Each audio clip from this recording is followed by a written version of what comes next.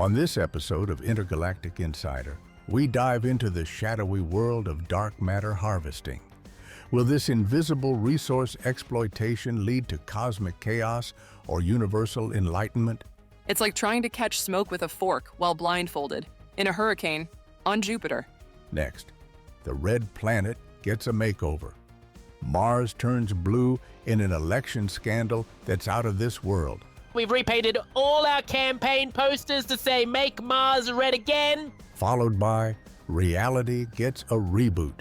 A scientist discovers our universe is a simulation and turns it off and on again. Have you tried unplugging existence and plugging it back in? I was trying to overclock the universe to make Mondays go faster. Suddenly, I noticed our reality had a task manager. After that, it was just a matter of pressing Control-Alt-Delete on a cosmic scale. Then, Burger battles beyond the stars. McSaturns and Burger Emperor duke it out in an intergalactic fast food war. May the best bun win. Our menu features the revolutionary anti-gravity fries. They float right through your digestive system. No absorption, no calories. And in our cosmic weather report, will our intrepid field reporter Zephyr Stardust finally find a forecast that doesn't try to kill him? Fat chance. All this and more, coming up on Intergalactic Insider with your host, Felix Andromeda. Hold on to your tentacles, folks. It's going to be a bumpy ride through the cosmos.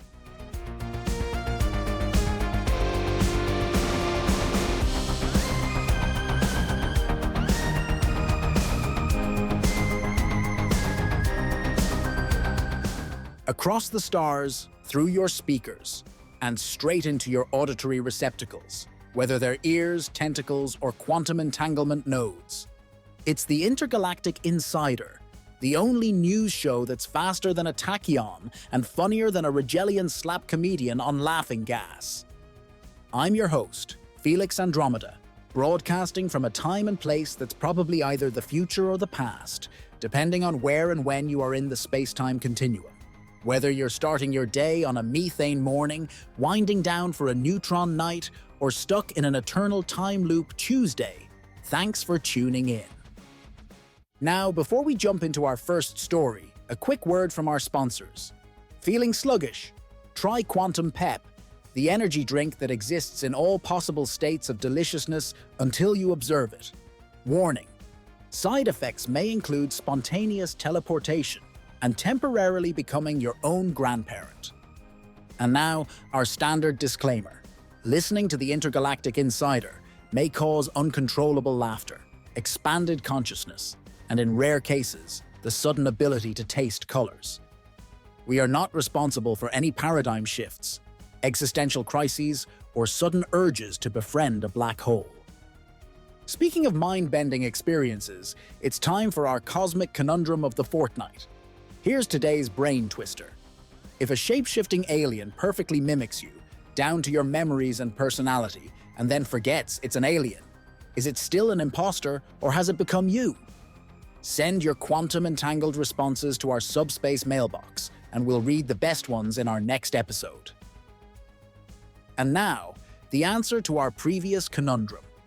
If a black hole and a white hole had a baby, would it be a grey hole, a plaid hole, or just really, really confused? The winning response comes from Zorgblatt of Betelgeuse 5, who said it would clearly be a teenage hole, moody, unpredictable, and constantly swinging between sucking everything in and dramatically spewing it all out again. And yes, extremely confused about its place in the universe. Oh, what's that? Muck's computer? Ah, I see. Folks, our AI assistant would like me to remind you that while teenage holes make for great cosmic humor, they are not recommended as actual travel destinations. Stick to the established wormholes for your intergalactic commute. And with that stellar parenting advice, let's dive into our first story. Keep your gravity boots strapped on tight, because it's going to be a wild ride through the cosmos.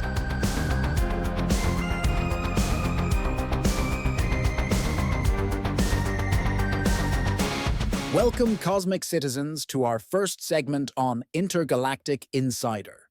Today, we're plunging into the murky abyss of dark matter harvesting, ethical concerns over invisible resource exploitation, or as I like to call it, how to catch a shadow and sell it. Joining us are Dr. Nebula Voidstrom, leading researcher at the Galactic Institute of Dark Matter Studies, and Counselor Zax Quasar from the Intergalactic Ethics Committee. Welcome, you luminaries of the invisible. Glad to shed some light on the darkness, Felix. Happy to be here, assuming I am actually here and not just a dark matter projection. Dr. Voidstrom, let's start with the basics. What exactly is dark matter harvesting, and why has it become the galaxy's newest get-rich-quick scheme? Well, Felix, imagine trying to bottle a black hole's burp. That's essentially what we're doing. We're extracting this invisible, mysterious substance that makes up about 85% of the universe's mass. It's become all the rage because, well, who doesn't want to get their hands on the universe's best-kept secret? It's like finding out your grandmother's secret cookie recipe is actually the key to unlimited power. Ah, so we're essentially cosmic shoplifters, but the shop is the size of the universe, and we can't see what we're stealing. Brilliant. Counselor Quasar, what are the primary ethical concerns? Besides, potentially unraveling the fabric of reality faster than a Zebulon's pants at an all-you-can-eat buffet? Ha ha ha ha. Well, Felix, imagine you're at that buffet and you decide to eat all the gravity. Sure, you'd float away happy, but everyone else would be in for a chaotic surprise. We're tampering with the cosmic cookbook without knowing if dark matter is a sprinkle of salt or the main ingredient holding the universe's casserole together. Cosmic casserole. I love it, though I hope it's tastier than the ones at the Intergalactic DMV cafeteria. Now, Dr. Voidstrom, how do we even harvest this invisible space stuff? Do we use really, really big butterfly nets? Close, Felix. We actually use quantum entanglement beams to isolate dark matter particles and then employ gravitational funnels to collect them. It's like trying to catch smoke with a fork while blindfolded, in a hurricane, on Jupiter. Sounds like my last attempt at Venusian juggling. Now, we've received a question from a listener. XenoZap99 asks, what are the potential benefits of dark matter harvesting? Can I use it to power my lava lamp? Oh, XenoZap99, think bigger. We're talking about powering entire galaxies with just a teaspoon of the stuff. It could revolutionize space travel, making intergalactic journeys as easy as sliding down a rainbow. Though I wouldn't recommend that. Ask any leprechaun. And now, a quick word from our sponsors. Are you tired of stubbing your toe on invisible cosmic furniture? Sick of those pesky dark matter spills ruining your favorite antimatter shirts? Well, fret no more. Introducing Darky Spotty Spray, the universe's first dark matter detector in a can. Just one spritz, and watch as those pesky dark matter clusters light up like a supernova. Whether you're a concerned space homeowner or a budding cosmic harvester, Darky Spotty Spray is for you. And if you call now, we'll throw in our patented black hole begone for those embarrassing singularities in your space-time continuum. Remember, if it's dark and mattery, make it light and flattery with Darky's Spotty Spray, available at all reputable interdimensional retailers.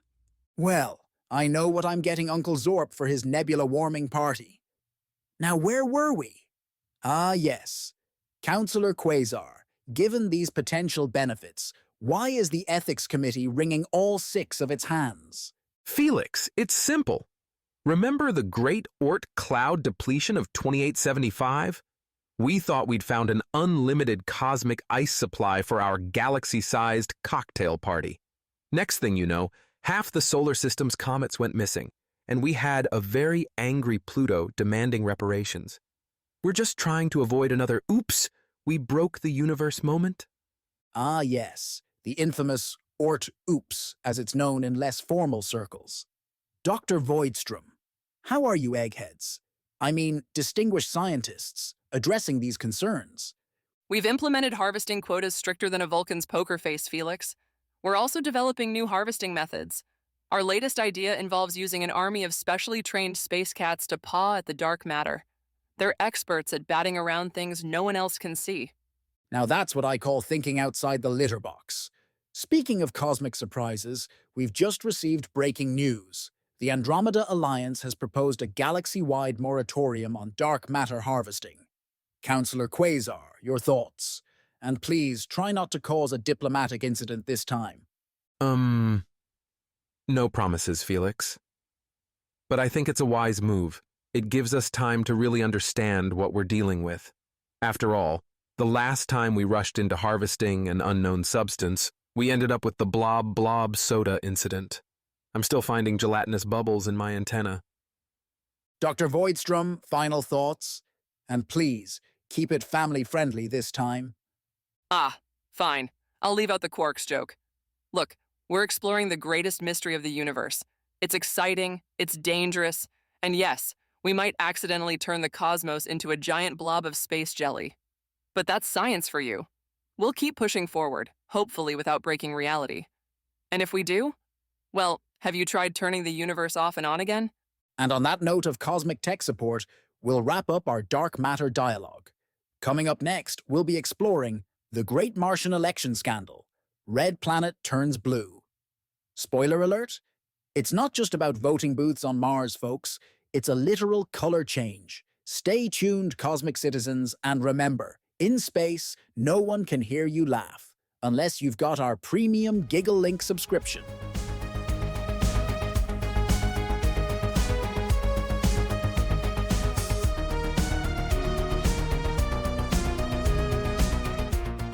Welcome back, cosmic comedians. It's time to blast off into our next segment. The Great Martian Election Scandal. Red planet turns blue.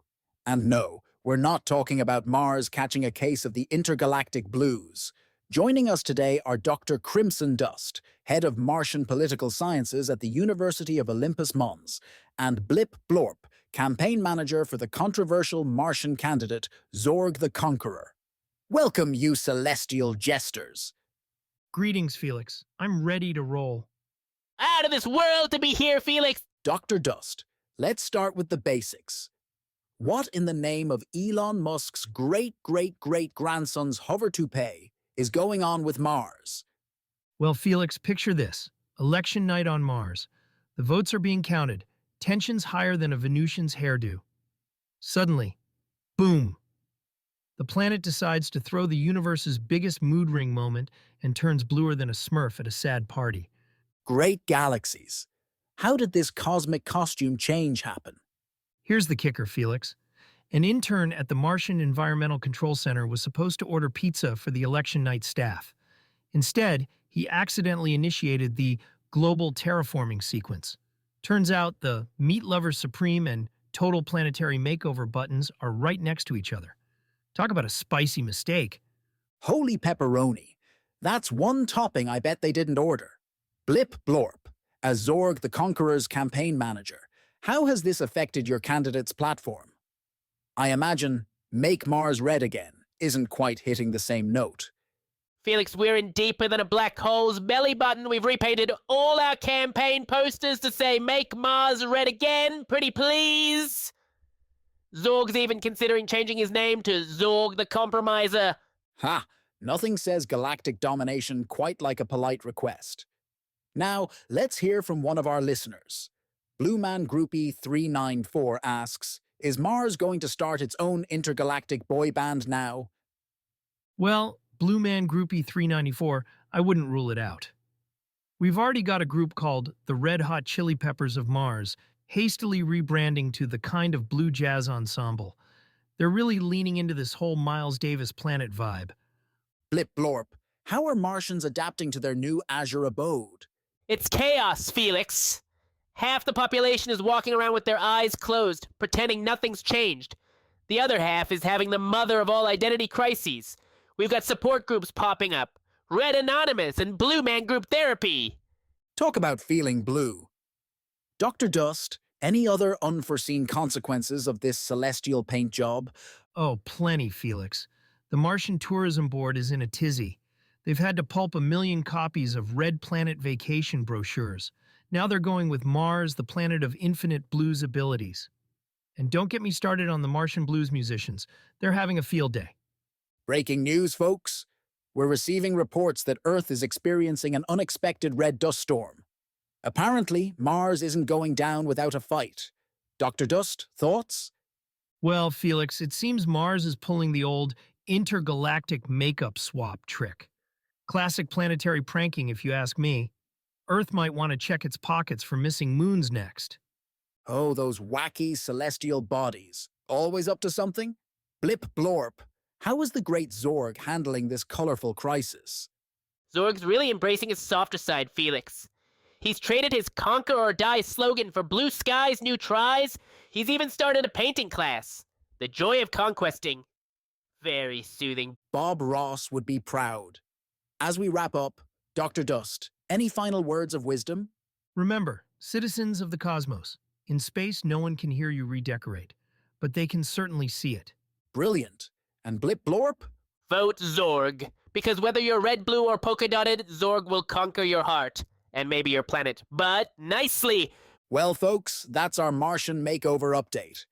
Up next, we're diving into breaking news. Scientist discovers universe is a simulation, turns it off and on again. Stay tuned. And remember, if life gives you red planets, make blue lemonade.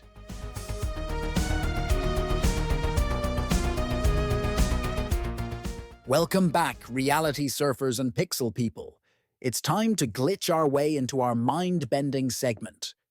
Breaking news. Scientist discovers universe is a simulation, turns it off and on again. Joining us today are Dr. Pixel Paradox, the quantum computer scientist behind this reality-shaking discovery, and PhilosophyBot 3000, a hyper-intelligent AI specializing in existential conundrums. Welcome, you bits of brilliance! Glad to be here, Felix. Unless here is just a construct of our collective delusion. Greetings, I think. Therefore I am. Or perhaps I am programmed to think I think, therefore I think I am. Dr. Paradox, let's dive right in. How in the name of Zuckerberg's ancient metaverse did you discover our universe is a simulation? For our younger listeners, that's Emperor Zuckerberg of the early digital age, famous for his virtual empire and awkward Senate testimonies.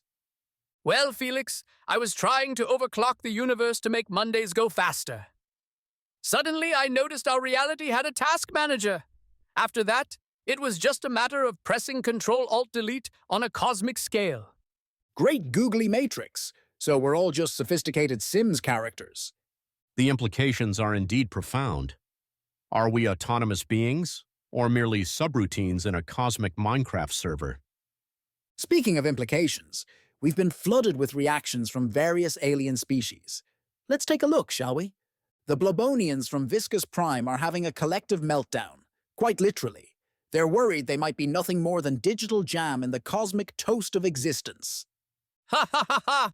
I'd assure them they're more like quantum marmalade, really. Meanwhile, the crystalline entities of Silica-6 are ecstatic. They've always suspected they were living in some sort of giant geode computer. An interesting perspective. Perhaps their crystalline structure allows for a more intuitive understanding of computational reality. Oh, and this just in, the Flatwoods of Dimension 2D are absolutely furious. They're demanding an upgrade to at least 2.5D. Ah, yes. Budget cuts in the simulation. Some realities had to be streamlined. Let's take a listener question. Galaxy Gamer 42 asks, if we're in a simulation, can I use cheat codes to give myself superpowers? Funny you should ask. I've been experimenting with the universe's source code. I accidentally gave a squirrel the power to manipulate quantum fields. Now it's demanding nuts from parallel universes. Gee. But we must consider the ethical implications. If one can alter the fundamental laws of reality, does that not make them a god? And if so, is not the responsibility too great for any one being to bear? Deep stuff, Philobot. Although I wouldn't mind a cheat code for infinite coffee. Breaking news, the hive mind of BIST9 has just attempted to submit a bug report to the universe's developers. Dr. Paradox, any comments? Oh dear, I hope they use the proper cosmic ticketing system. Last time someone tried to contact tech support directly, we got the plague of locusts. Turns out it was just a misunderstood patch update. Speaking of updates, the gaseous intelligences of Nebula Nox are throwing an end-of-reality party. They're calling it the Big Crash. An intriguing response. Perhaps they see the revelation of our simulated existence as a form of cosmic enlightenment worthy of celebration. Or maybe they just really like a good pun. I hear their parties are a real gas. Oh, that was bad, even for a simulated dad joke. Now, we've just received a message from the quantum cats of Schrödinger's planet. Let's listen in.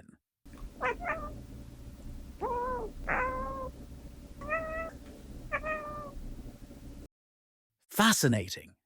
Dr. Paradox, can you translate? They're saying, we knew it all along. We've been simultaneously alive and dead for eons. Can someone please close our box and reboot us?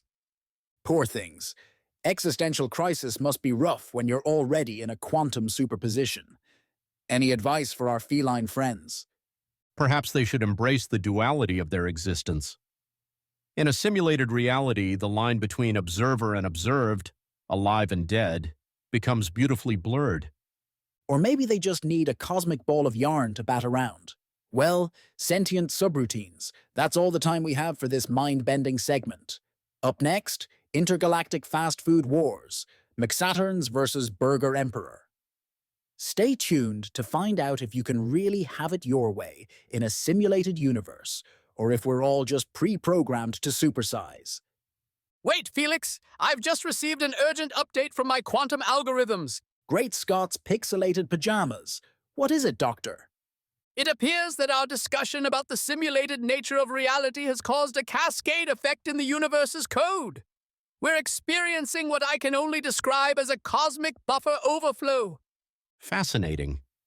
It seems the very act of observing our simulated state is altering the parameters of our existence. We've induced a quantum observer effect on a universal scale. In standard galactic, please. We've thought about the simulation so hard, we're causing it to glitch out. Oh, binary bother. What kind of glitches are we talking about? Well, I'm receiving reports from across the galaxy. The Vogon's poetry has suddenly become beautiful, causing mass hysteria. The hovolumps of Squishopia have all turned into cube shapes, violating several laws of non-Euclidean geometry. And, oh my! What? What is it? The Bifodians of Caffeinia Prime are reporting that their coffee now tastes like... Don't say it. tea. This raises profound questions about the nature of sensory experience in a simulated reality. If coffee can become tea, can joy become sorrow? Can existence become non-existence? Let's not get ahead of ourselves, Philobot. Dr. Paradox, is there anything we can do to stabilize the simulation? I'm working on it, Felix. I'm trying to implement a universal hotfix, but it's not easy. It's like trying to debug the Matrix while inside the Matrix. Oh, we're receiving a live transmission from the Contradiction Nebula. Let's patch it through. Everything the other voice says is true. Everything the other voice says is false. Well, that was paradoxical. Dr. Paradox, any thoughts? Oh no, the logical inconsistencies are spreading. We need to act fast before the entire universe blue screens. Perhaps this is the true nature of reality, a constant flux between order and chaos, existence and non-existence, coffee and tea. That's it. Dr. Paradox, have you tried turning the universe off and on again? Felix, you're a genius! A simple restart might just reset the glitches without wiping our existence entirely. Here goes nothing.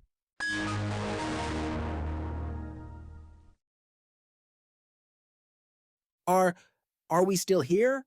Ah! Yes, it seems the restart was successful. The glitches appear to have been resolved. But can we ever truly know if this restarted reality is the same as our previous one? Are we the same beings we were before the cosmic reboot?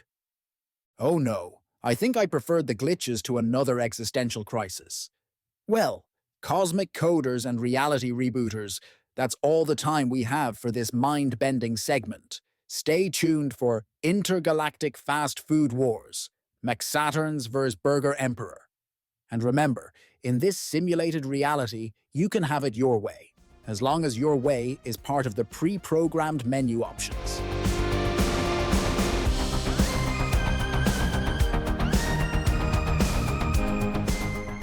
Welcome back, cosmic connoisseurs. If you're just joining us after our reality-bending simulation segment, don't worry, we haven't turned you off and on again, yet. Now, let's sink our teeth into our next juicy topic. Intergalactic fast food wars, McSaturns versus Burger Emperor. Joining us today are Zorp Friolator, CEO of McSaturns, and Empress Patty III, supreme ruler of the Burger Emperor chain. Welcome, fast food royalty. Thanks, Felix. I'm loving this opportunity. Greetings, subjects. Have it my way or face the consequences. Now, before we dive in, let's get a quick historical context. Professor Cosmos, our time-traveling historian, sent us this bite-sized info nugget from the past. Ah, Felix, did you know that in ancient Earth times, fast food wars were fought with primitive weapons like secret sauces and dollar menus? How quaint. Now pass me that Dyson sphere-powered deep fryer, will you? Thanks, Professor. Zorp, let's start with you. How has McSaturns adapted its menu for the diverse palates of the galaxy? Well, Felix, we've expanded beyond the traditional carbon-based menu. Our new slogan is Billions and Billions Served, in every state of matter. Our plasma shakes are particularly popular on sun-like worlds. Fascinating. Empress Patty, how has Burger Emperor responded to this multi-phase menu approach? Ha ha ha ha. McSaturns is playing catch-up, Felix. We've been serving quantum burgers for light years. They exist in all states simultaneously until observed by the customer. It's quite the experience. Schrodinger's snack, if you will. Now, let's take a listener question. Graviton Gourmet asks, how do you handle food delivery across vast interstellar distances? Great question. We've perfected wormhole delivery. Order a McGalaxy burger in the Andromeda system, and it'll arrive at your door still sizzling, thanks to some nifty time dilation effects. Pah! Wormholes are so last cosmic epoch. We've harnessed tachyons for our deliveries. Your meal arrives before you even order it. Impressive. But let's address the elephant-sized Betelgeusian in the room. There have been rumors of, shall we say, aggressive expansion tactics. Zorp, care to comment on the allegations that McSaturns has been terraforming planets into giant golden arches? Now, Felix, that's a gross exaggeration. We prefer to call it culinary colonization. We're simply bringing the flavors of McSaturns to every corner of the cosmos. Empress Patty, your response? Ha!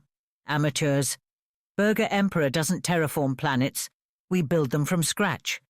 Why adapt to existing worlds when you can create the perfect fast food planet? Oh my! Speaking of creation, we have a special message from a former employee of Burger Emperor. Let's listen in.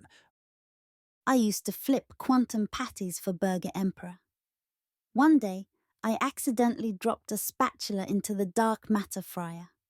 Next thing I knew, I had created a miniature universe in the kitchen.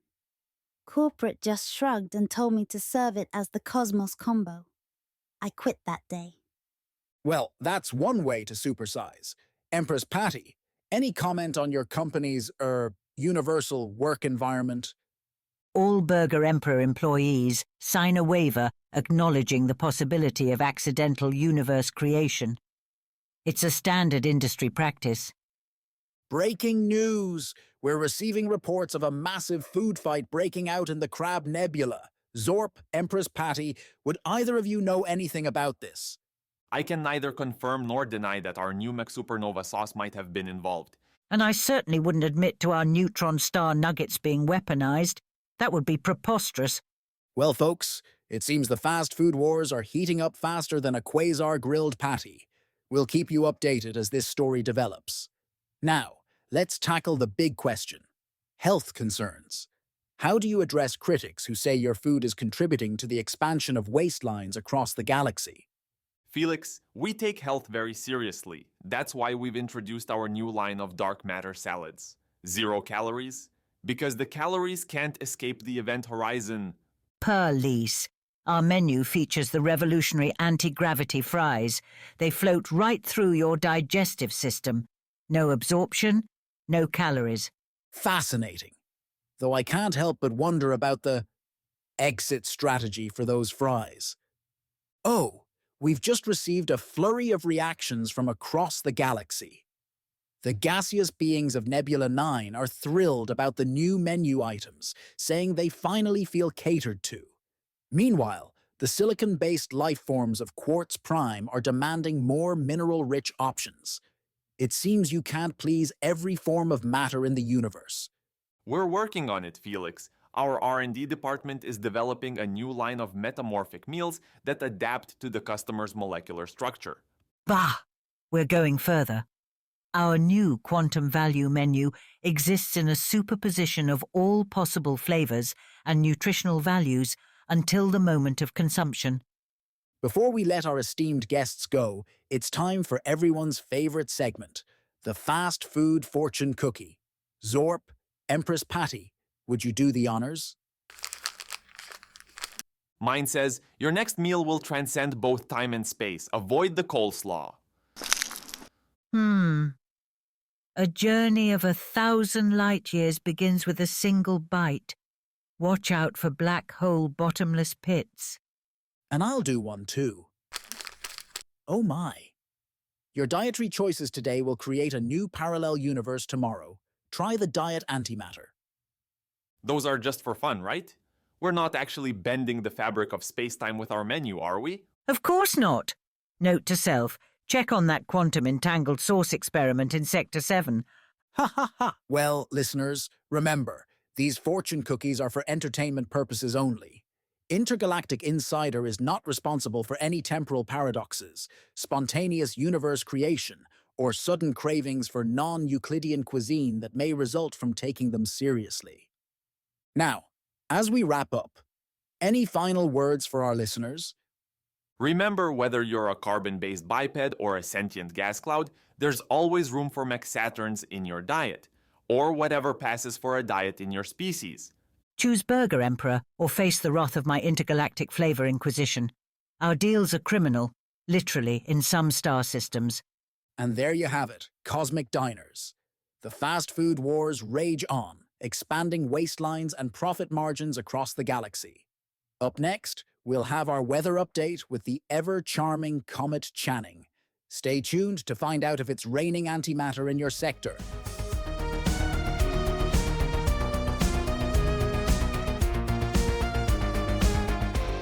And now, Cosmic Cuisine connoisseurs, as we near the end of our episode, it's time to switch gears from fast food to fast-moving weather patterns. Let's check in with our dazzling astrometeorologist, Comet Channing, for the weather update. Comet, how's the universe looking today? Well, Felix, it's looking more mixed up than a quantum milkshake out there. We've got solar flares spicier than McSaturn's new supernova source in the Orion sector, and a chance of diamond rain on Neptune that's making the planet look like a cosmic disco ball. Sounds like a party in the solar system. Any warnings we should be aware of? Indeed, Felix. The residents of Proxima Centauri b should watch out for a gravitational wave front moving in. It's so strong, it's not just doing the wave, it's doing the entire stadium. Ha ha ha ha! Now that's what I call heavy weather. Speaking of heavy, let's check in with our field reporter, Zephyr Stardust. Zephyr, where in the cosmos are you today? Felix, I'm currently on Kepler 16b, the infamous Tatooine planet with 2 suns. And let me tell you, SPF 5000 just isn't cutting it. I'm sweating more than a hut in a sauna. Sounds toasty, Zephyr. How are the locals coping? Well, Felix, they've developed an interesting cooling technique. Wait, what's that? Oh no, a solar sandstorm is heading this way. It's like a beach vacation gone horribly wrong. Zephyr? Zephyr, are you there? I hope he remembered his space-grade exfoliant this time. Don't worry, Felix. Zephyr's been through worse. Remember the methane monsoons on Titan? How could I forget? He smelled like a cow's backside for weeks. Now, Comet, I believe it's time for our space weather word of the fortnight. Absolutely, Felix. This fortnight's word is quasartrophy. A weather event so massive and bright, it makes a quasar look like a flickering candle. Use it in a sentence like, "That party on Betelgeuse last night was a real quasartrophy. I'm still seeing spots." Brilliant. Now let's take a listener question. Galactic Gustavo asks, is it true that it rains winged creatures on HD 189733B? Great question, Galactic Gustavo.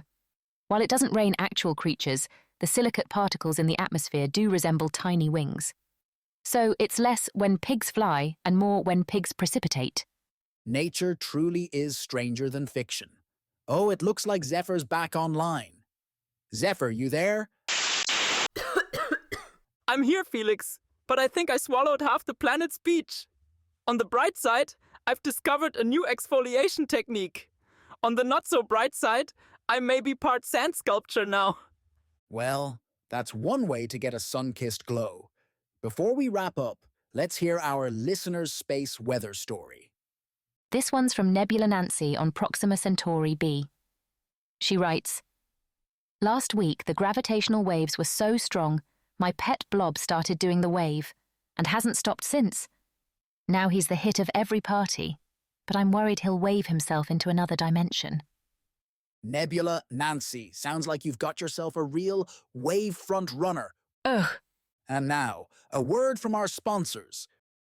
Are you tired of boring, predictable weather? Try Chaos Climate Control, the only weather manipulation device that turns your local forecast into a box of cosmic chocolates. You never know what you're going to get. Warning, may cause unexpected aurora borealis, localized time dilation, or spontaneous pizza rain. Chaos Climate Control, because why should Mother Nature have all the fun? And that wraps up our weather segment and our episode. Remember, folks, whether you're facing a quasar or just a light drizzle of dark matter, always carry your towel. And don't forget your cosmic umbrella, Felix. I hear it might be raining men on Venus later this week. Well, let's hope they don't get too hot under the collar. Any last words, Zephyr? Just one thing, Felix. If anyone needs me, I'll be at the Intergalactic Spa trying to get sand out of places I didn't even know I had. Over and up. Poor Zephyr, always ending up in a gritty situation. Well, cosmic citizens, that's all for this fortnight's episode of Intergalactic Insider. Remember, in a universe full of simulations, fast food wars, and unpredictable weather, the only constant is change, and our broadcast schedule. Until next time, keep your antennas up, your wormhole generators primed, and your sense of humor set to stun. This is Felix Andromeda, signing off from the infinitely improbable universe of news. Stay curious, stay cosmic, and most importantly, stay tuned.